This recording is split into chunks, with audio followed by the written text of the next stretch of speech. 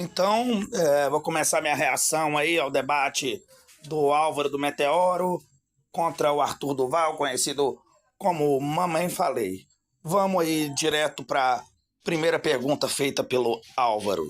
Resposta direta e inequívoca. Note como eu vou fraseá-la. Você se considera um fascista? Nossa. Eu perguntei se você se considera e não se você Eu tô me sentindo aqui uma inquisição, cara. O cara falou todo sério aí, meu, todo tenso. Calma aí, meu. Mas claro que não. Considera... É claro que eu não me considero um fascista, né? E eu já acho até, sei que você vai puxar aqui aquela minha brincadeira na UFSC, provavelmente é isso.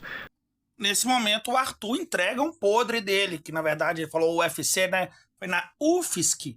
Um vídeo que ele aparentemente tá assumindo que ele é um fascista. Mas é claro que ele vai dizer que é só uma brincadeira, que é assim que a esquerda chama ele. Vamos ver o vídeo. Onde eu tô, Faustino? Estamos no centro de convivência da UFSC. Tamo aqui na UFSC. Falaram que não ia ter fascista aqui, não sei o que. Tamo aí.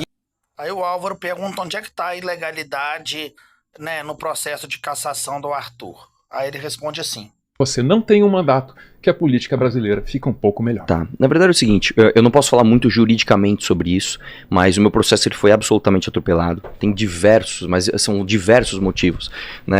Se ele não pode explicar os motivos ou falar da ilegalidade, onde é que tá a ilegalidade, a resposta é insuficiente. O Vilela pede ele para explicar por que ele foi cassado, aí ele foge o assunto, olha só.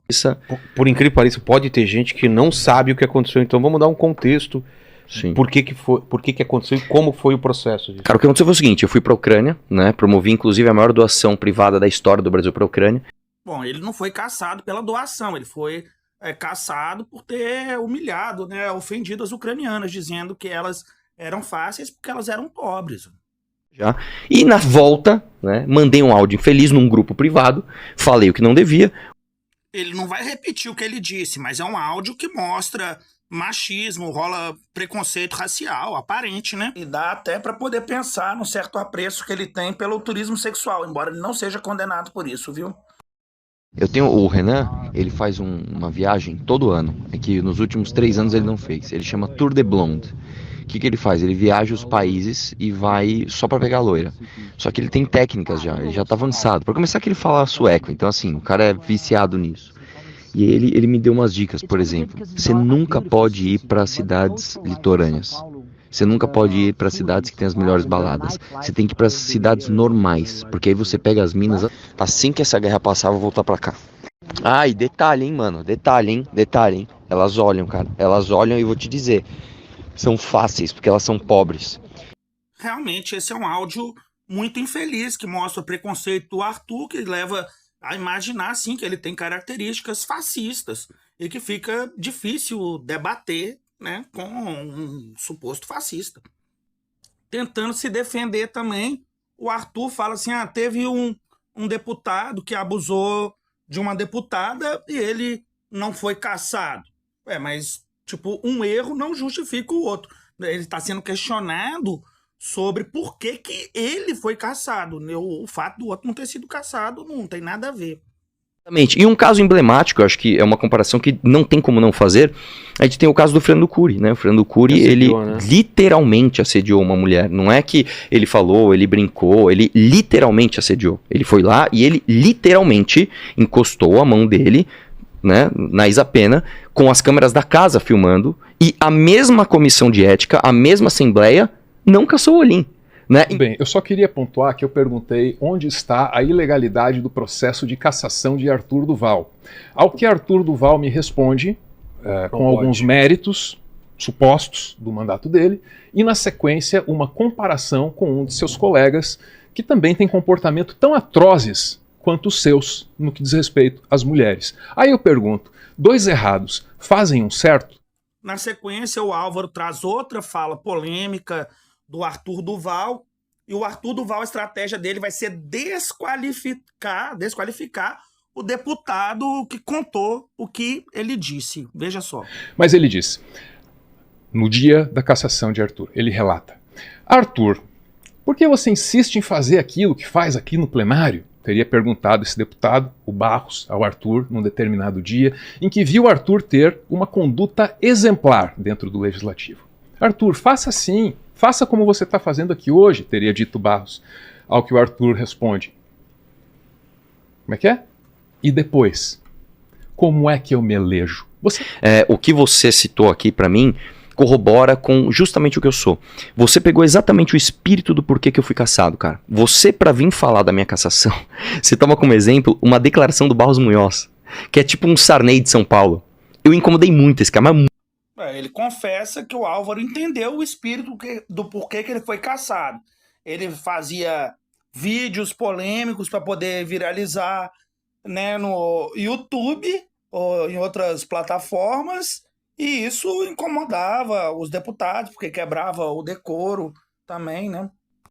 A resposta é obviamente insatisfatória, porque o que está em jogo não é o caráter, a ética desse deputado específico, mas sim o conteúdo da fala do Arthur, que é um conteúdo absurdo.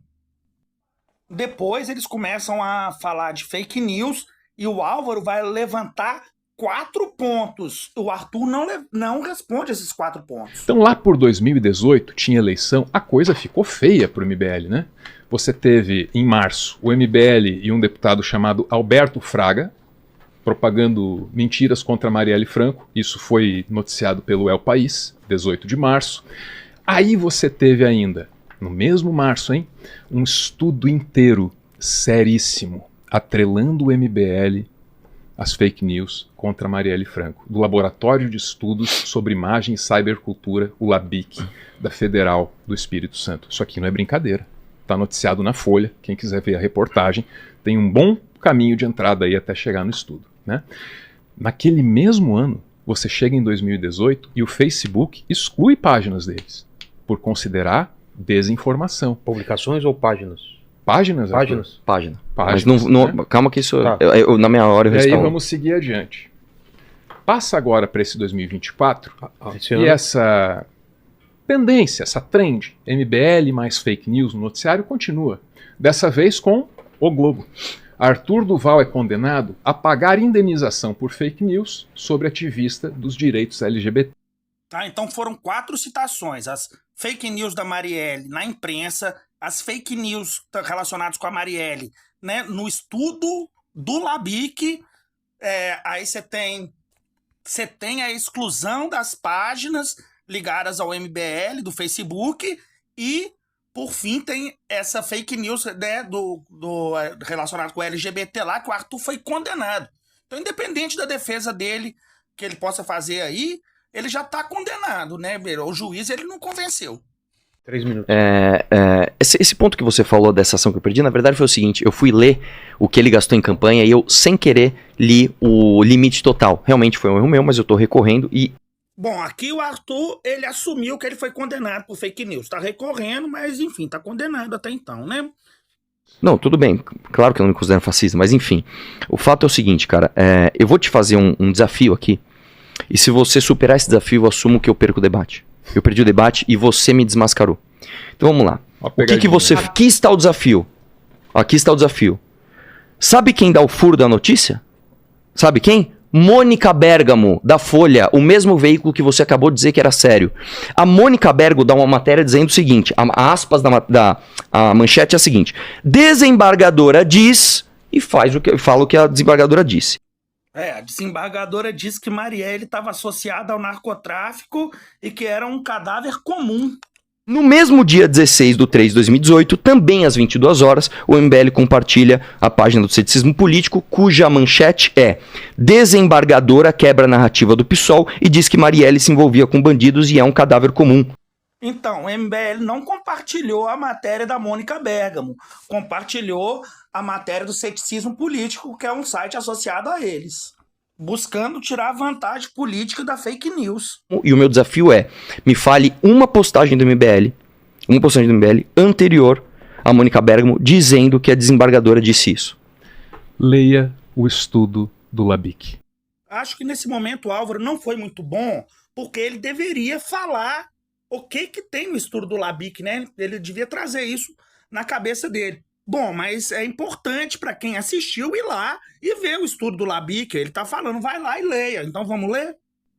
Então o estudo do LABIC mostra que a fake news ela foi viralizada, né, pelo site Ceticismo Político e mostrou a ligação do ceticismo político com o MBL, embora eles neguem essa ligação. O próprio Arthur assumiu que o MBL compartilhou, foi a matéria do ceticismo político, que era bem diferente da matéria da Folha de São Paulo, porque o ceticismo político falava do PSOL, estava levando a coisa para o lado político. E é óbvio que a desembargadora não quebrou a narrativa do PSOL, que seria um assassinato político da Marielle, porque a desembargadora não apresentou provas. Gente, a gente tem que lembrar que Marielle ela lutava, né, pelo direito das mulheres, lutava pelo direito dos negros, e ela pode ter sido perseguida exatamente por isso. E perseguir quem luta por esses direitos, isso é uma prática nazifascista, né? Neonazista, neofascista. O que o Álvaro vai fazer no lugar de criticar o estudo? Ele vai tentar descredibilizar o autor do estudo. Para mostrar que o MBL não está envolvido em fake news, ele teria que falsear o estudo e não criticar o autor do estudo. Não, esse estudo é do Fábio Malini, é um petista, só um minutinho, né? 2016. Só uma coisa, desculpa, só uma observação. Professor da UFES, Fábio Malini, é condenado por criar perfil falso. Acabaram de me mandar aqui, ó. O argumento nem é do Arthur, mas dos colegas dele ajudando ele ao vivo no debate. Ele está me dizendo aqui, que economizou ali, que economizou lá, põe na campanha. Esse cara pegou 3 pessoas do gabinete dele e botou para trabalhar na campanha. Isso é um fato bem conhecido. E é uma prática que, se não for ilegal, é imoral. É legal. É uma prática. Então, peraí, você vê, desculpa, vamos só... Eu não entendi a questão. Esse também não, Posso mas falar? ele falou o seguinte, Peraí, que Álvaro. eu usei funcionários do meu gabinete para trabalhar na minha campanha. Eu falei, isso é legal. Ele falou, não se for fora do horário de trabalho, que foi o que você fez. Obrigado. Continua, vai lá. Exato. É moral? É moral. Você considera? Ele pode considerar moral, legal, né? Mas a Procuradoria achou várias irregularidades na campanha dele. Foram 11 irregularidades, precisamente.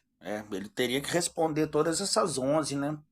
Também. O Brasil Atual, eu acho que não faz parte aí dos veículos que o Arthur lê, mas lá você vai encontrar informações sobre a Procuradoria, que estava questionando as contas da campanha dele. Não sei como é que isso acabou, ele poderia contar pra gente, né? O Arthur não contou pra gente. Depois eles começam a falar direita e esquerda e o Arthur acha que a esquerda ela domina o mundo. A esquerda faz isso, cara. Vocês dominaram o cenário político dos últimos 50 anos fazendo... Não, Estados Unidos, a maior parte dos países da Europa são capitalistas e até também os países em desenvolvimento, a maior parte capitalista, de direita. O que é a esquerda, Arthur? Que é a esquerda? Puta, cara, que bela pergunta, cara. Deixa eu pensar aqui um pouco pra te responder. Não sabe. Esquerda são as pessoas que acreditam em planejamento centralizado e elas acreditam, acima de tudo, que os fins justificam. A resposta tá errada. Ele não respondeu e fez outra pergunta. De onde veio o nome de direita e algum esquerda? Você sabe de onde veio? Me explique, Arthur. O Arthur tem que responder. A pergunta sobre direita e esquerda foi feita pelo Álvaro. Intelectual.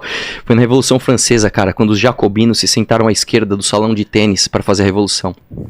A pergunta do Álvaro foi o que é esquerda e direita, e não qual é a origem dessas expressões. O Arthur poderia ter desenvolvido o raciocínio, associar a esquerda com propostas antagônicas ao capitalismo, igual o Álvaro já tinha feito antes, que eu nem coloquei no vídeo aqui. Né? Então, as diversas formas de socialismo, anarquismo, tudo isso também pode ser associado à esquerda. Citações nessa história aqui, eu tenho uma aqui da qual ele gosta muito, né? Então, essa frase, Arthur, eu já vi você citando por aí, hein? Qual a frase? Saca só, cara. Como é que é? Veja nas evidências aquilo que elas de fato mostram. Não o que você quer que elas te mostrem. Maravilhosa essa frase. Bertrand Russell. Você sabe de onde saiu essa frase dele? Bertrand Russell, numa última entrevista que ele deu bem perto da morte. Esse vídeo é maravilhoso. Na verdade, inclusive. estava num livro antes. Pô, tá certo. Você, sabe porra, como cara, que você chama me o livro? pegou. Não conheço. Porque não sou cristão. Pô, Legal saber que que você ótimo. gosta desse. Deixa eu só entender. Você quer me colocar numa armadilha que eu gosto de uma frase de um livro que fala que ele não gosta de ser cristão, Não. é isso? Eu também não entendi o Álvaro nesse momento, sei lá, será que ele achou que o Arthur era cristão? O Arthur já tinha falado que ele era ateu, então tudo normal até então. Me permita. Eu amo esse livro. Eu já citei várias vezes. Tempo do Álvaro, vamos Em lá. 2016, estudantes protestavam contra uma reforma no ensino médio.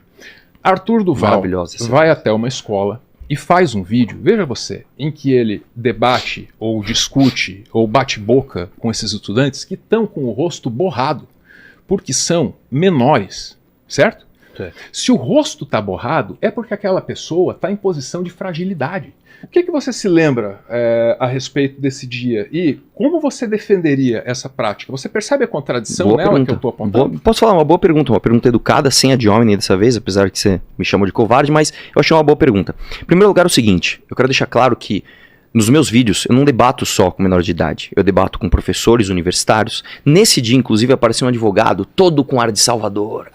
Dizer que conversou com adultos não responde à pergunta de como você defende a prática de debater com menores vulneráveis, com o rosto tapado. Arthur, você gostaria de nos contar como acabou a sua incursão no Colégio Gostaria Estadual muito. do Paraná? Puta, gostaria O que muito. ocorreu naquele dia, Arthur? Nossa, obrigado. Levantou. Essa aqui deu uma levantada de bola maravilhosa. Nesse dia, o Arthur foi acusado de importunação sexual. Ele vai contar o caso. A delegacia da mulher. Aí tinha um policial lá, falou, o que aconteceu? Eu falei, eu tô sendo agredido, beleza, ele me parou ali, não, peraí, você tá salvo aqui.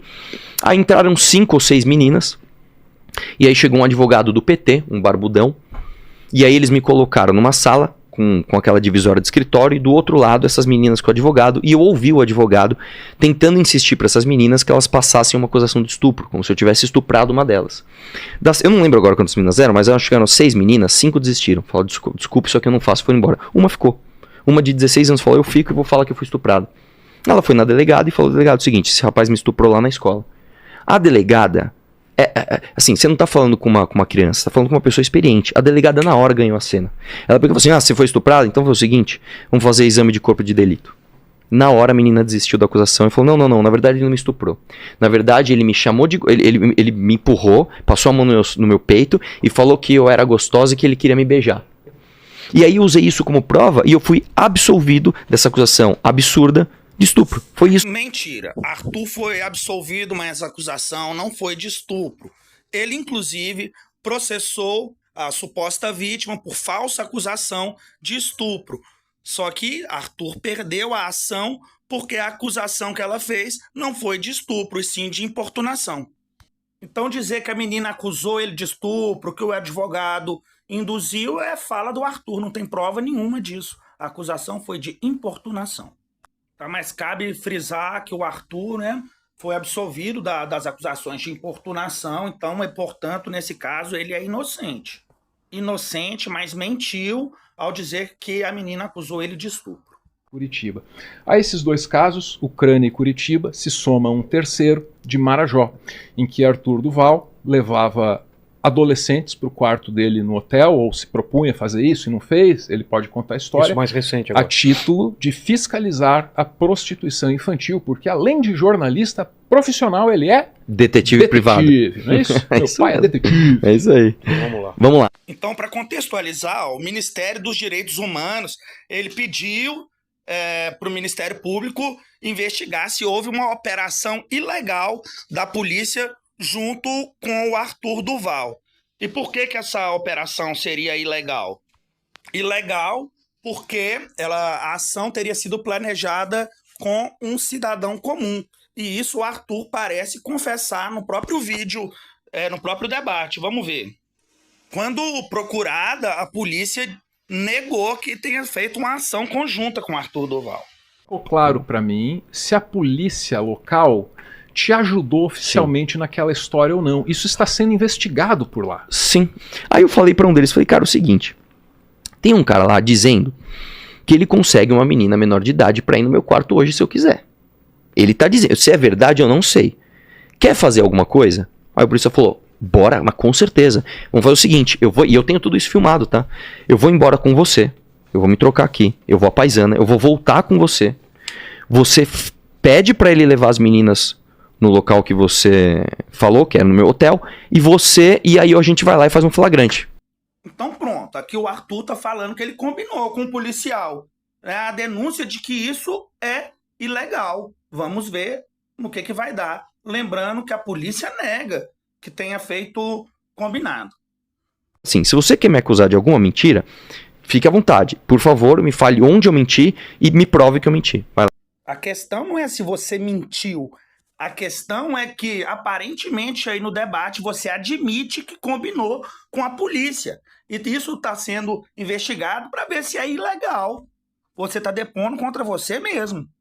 Eu não preciso encontrar uma mentira nessa história para considerá-la Então nojenta. tá bom, então você... Não, você espera, os direitos ao recuperar políticos? seus Não direitos sei. políticos, conquistar um novo mandato em 2030? Sinceramente, não, 2030 não, né? Porque... Ah, não, tá, entendi. Seus direitos serão recobrados em 2030. Puta, não sei, você cara, não tá vai muito longe. revê-los na justiça, Eu lamento. não sei.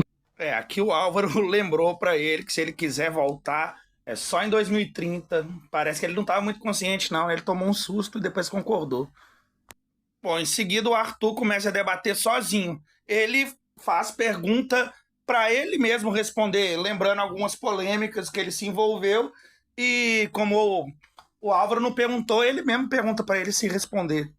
O segundo é do padre Júlio Lancelotti. Me espanta que ele não falou do Júlio Lancelotti até agora, né? Eu, basicamente, né, um dia num grupo de WhatsApp da minha campanha, uma pessoa, que é um apoiador, que eu não sei quem é, uma apoiadora, inclusive, mandou uma série de vídeos pedindo ajuda. Arthur, pelo amor de Deus, denuncie esse senhor. Quando eu olhei os vídeos, eram vídeos com conteúdos avassaladores. Eu falei, isso aqui nem é comigo. Eu denunciei no Ministério Público, contratei uma perícia, a perícia do senhor Onias, que inclusive participou de um programa aqui, e o senhor Onias disse, é o Júlio Lancelotti, e as conversas são verdadeiras. Tudo bem. Isso aí ficou perícia, que é do senhor Tirotti, é Jaqueline e eu esqueci o nome do outro senhor que debateu. Os dois peritos. E a perícia deu a mesma coisa. É o senhor Júlio Lancelotti. Aí sai, vamos lá. Aí sai uma matéria da revista Fórum no dia 15/1 de 2024. Padre Júlio, perícia desmonta a farsa do vídeo e pode levar criminosos à cadeia. Olha a manchete da revista. O que o Arthur Duval não falou é que o Ministério Público arquivou o processo por falta de materialidade. Ou seja, o vídeo não prova nada. E veja bem, a perícia, uma delas que fala que seria o Júlio Lancelotti, foi contratada, né, pelo vereador Rubinho Nunes, do União Brasil. E a outra perícia que provaria também foi contratada pelo próprio Arthur Duval. Mas até o momento essas perícias não provaram nada. Volto a repetir. O processo foi arquivado pelo Ministério Público por falta de materialidade. Olha de Arthur Duval. Mude. Tá bom. Vamos no Júlio Lancelotti aqui. Vamos no Júlio Lancelotti. Você falou num vídeo seu que a gente fez uma denúncia falsa. Você nos acusou de fazer uma denúncia falsa. O perito que você usou como base veio aqui e falou que era o Júlio Lancelotti nos vídeos. Você acha realmente que eu contratei um sósia e fiz um estúdio igual dele? A questão não é essa. Se a denúncia não foi falsa, no mínimo ela é infundada, porque o Ministério Público arquivou. Então eu vou na frente. Ele está perguntando se o comportamento do Nicolas ao colocar a peruca, Arthur, é adequado. Você já sabe a minha posição, né? Eu disse aqui para você no início. Não sou um homem de muitas formalidades. Não sou. Mas ambiente decisório precisa ser tratado com seriedade. Mas a questão não é só a seriedade, né? Uma quebra de decoro, talvez. Mas o discurso dele é aparentemente transfóbico. E também o Nicolas demonstra muita ignorância no que diz respeito aos estudos de gênero. Dessa forma, o Nicolas não consegue entender que uma pessoa que nasceu, por exemplo, com sexo masculino possa adotar papéis de gênero feminino, ou vice-versa. Agora, eles parecem entender de alguma maneira, porque quando eles combatem uma suposta doutrinação nas escolas, eles entendem que, independente do sexo biológico da pessoa que ela nasceu, ela pode adotar papéis de gênero diferente, né, dependendo da cultura. Esse novo cenário em que tudo fica muito bagunçado, porque está mais comprometido com o espetáculo que com a funcionalidade da instituição. Dentro desse cenário, Arthur Duval representa um problema, Nicolas Ferreira representa um problema. Isso mesmo, a Câmara ou a Assembleia não é lugar para poder ficar fazendo videozinho para a rede social ou falas polêmicas para poder viralizar. Enfim, vai. Sobre o Nicolas. Foi. Sobre o Nicolas. Cara, o lance é o seguinte, eu nem sou defensor de Nicolas aqui, na verdade sou um crítico a ele, mas eu não vi toda essa postura dele cobrando seriedade quando a Gleisi Hoffmann apagou a luz de uma comissão no Senado.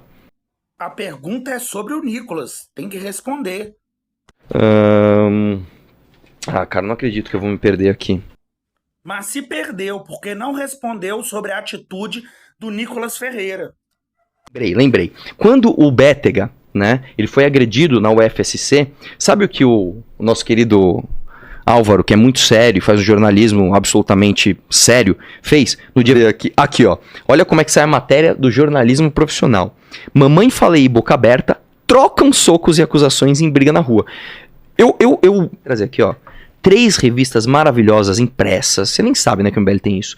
Isso aqui, fazendo aqui. Sabe o que você tá fazendo aqui? Você tá buscando um pouco de engajamento porque você sabe que seu canal tá em decadência. Últimas perguntas aí. Pô, tá mó legal. Você tá suando frio aí, né, meu? Vamos lá. Vai acabar já. Calma. Vamos perguntar agora pro Álvaro. Marcos tá mandando aqui, ó. Álvaro, quais políticos de direita você admira e acha que deveria ser modelo de política de direita? E cite alguns de esquerda que você não gosta. Mas o Fernando Henrique Cardoso, para mim, é direita. É um sujeito que intensificou o capitalismo no Brasil. Né? E eu acho que esse é um homem digno. Quem dera aquela velha política não tivesse substituído por essa nova, que além dos antigos vícios, tem essa estridência toda. Perceba que o Brasil, na minha visão, só melhorou desde a reabertura. Desde o final da ditadura. Mesmo o governo Collor, com todos os seus problemas, com a corrupção endêmica, teve uma contribuição no sentido de estruturar o SUS naquele primeiro momento, naqueles primeiros anos. A gente tem que lembrar disso. Com a ditadura militar não tinha nem saúde pública. Concordo com o Álvaro. Os políticos de direita que governaram o Brasil no período democrático foram melhores do que aqueles do período militar. Tirando o Bolsonaro, porque tinha todo esse saudosismo com a ditadura. E essa é uma tendência atual da direita que eu não sei se o Arthur também está identificado, né? Né? Políticos de esquerda, com os quais eu não concordo, gosto muito da verve, por exemplo, de um Glauber Braga. Mas creio que ele realizou os desejos molhados do MBL ao perder o controle. Aí o Arthur lança uma pergunta sobre o Renato Freitas. Você não acha errado o Renato Freitas invadir um culto religioso para fazer proselitismo político? Olha só as pessoas que o Arthur gosta de atacar. Marielle, Renato Freitas, né? Muita gente do movimento negro, né? Será que ele tem algum compromisso com a supremacia branca? Não, o Renato Freitas ficou muito conhecido por, né, sofrer revistas, sempre ser sorteado para ser revistado nos aviões, né? Na época da manifestação, Renato Freitas ele era vereador e perdeu o mandato sendo julgado por seus adversários políticos. Só que depois, na justiça, ele recuperou o seu mandato. Agora, o Arthur não vai recuperar o seu mandato, ele sabe disso. Ele já está condenado. Em Curitiba existe essa igreja da Nossa Senhora dos Homens Pretos, localizada no centro da cidade. Eu fui repórter em Curitiba por 20 anos e ano a ano eu cobri manifestações antirracistas na porta dessa igreja. Então o Arthur vai argumentar que todas as manifestações que ocorreram na porta da igreja contra o racismo são criminosas? O cara entra lá gritando... É assim que o Arthur enxerga uma manifestação contra o racismo. É a visão do Álvaro e do Arthur. Álvaro, proposta para diminuição da desigualdade social. O Estado é a única ferramenta que a gente tem nesse momento histórico, através da qual a gente pode se organizar para fazer o que precisa ser feito para a coletividade. Né? Empresa nenhuma vai construir o Muro da Mauá em Porto Alegre. Empresa nenhuma vai adaptar as cidades brasileiras para os eventos climáticos extremos que estão por vir. Né? Empresa nenhuma vai conseguir acabar com a fome no mundo. Se a gente deixar o agro atuar por si só, a prioridade não vai ser essa, vai ser lucrar com a comida e não distribuir a comida direito. Né? Eu acho que nós temos 2 problemas urgentes, são os 2 maiores problemas sociais do Brasil. O primeiro é basicamente que a gente é viciado em cobrar imposto no produto e no serviço e a gente é leve no imposto de renda, por incrível que pareça. Isso é absolutamente injusto porque faz com que o mais pobre pague proporcionalmente muito mais imposto do que o rico. Então, proporcionalmente, mas em termos absolutos os ricos pagam mais. E esse montante pago pelos ricos auxiliam nas políticas públicas que favorecem os mais pobres, porque são eles quem mais utilizam os serviços públicos. Mesmo que os impostos sobre serviços e produtos fossem retirados, ainda assim, proporcionalmente, os pobres gastariam mais com esses produtos e serviços porque sua renda é menor. O serviço ou o produto sempre vai pesar mais para quem recebe menos, a não ser que esse serviço ou produto seja garantido de forma gratuita pelo Estado. E é isso que a esquerda defende. More perto disso. Então, revisão de plano diretor e revisão das nossas leis tributárias, para mim, seria o primeiro passo para a gente começar a resolver diferenças sociais no Brasil. E é claro. Bom, o plano diretor é uma política de Estado, então o Arthur concorda com o Álvaro que o Estado tem que estar presente. Ao mesmo tempo para responder. Ó. As últimas perguntas, vamos lá? E depois para umas considerações finais de cada um. Vamos lá, para o Álvaro. O José pergunta aqui, Álvaro, como que o Meteoro pretende fazer jornalismo isento tendo um viés político claro como você mesmo disse? A gente é tudo menos isento. O Álvaro já tinha deixado muito claro isso e a pergunta foi de quem talvez não tenha entendido. Não existe jornalismo isento e o Meteoro, ele faz um jornalismo que está do lado da coletividade. Jornalismo que não milite, ainda que discretamente. Não há jornalismo que não milite, ainda que discretamente. Isso, como todos militam, é melhor, é mais ético você apontar os seus vieses do que mentir dizendo que é imparcial. Mas é. Baita resposta, cara. E quem diz isso tá contando meia verdade, né? Nós fazemos jornalismo totalmente isento, não existe. É isso, o Álvaro, ele tem vieses antirracistas, antimisóginos, antissexistas. E o Arthur, o que de verdade ele pensa sobre essas coisas? E por isso que num áudio privado, quando ele está falando com seus amigos, quando ele está bem relaxado, quando ele não está na frente das câmeras, a gente consegue saber ou imaginar o que ele pensa sobre essas questões. E ele não assume. Diferente do que o Álvaro pensa, eu não sou um defensor do não Estado. Eu acho que há de haver regulação. Que bom, né? Nesse debate aí, os dois reconhecem a importância do Estado, né?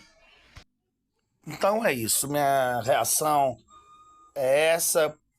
Acho que não tem vencedor do debate, As ideias apresentadas, que eu concordo mais, vem do Álvaro. Até porque o Álvaro não tem um histórico igual ao do Arthur. O Arthur acabou de ter o seu mandato cassado. Mas o Arthur tem um jeito de falar, um jeito de conduzir as coisas que agrada bastante o público dele e pode até convencer uma pessoa ou outra mesmo que aquilo que ele fale seja absurdo. É isso.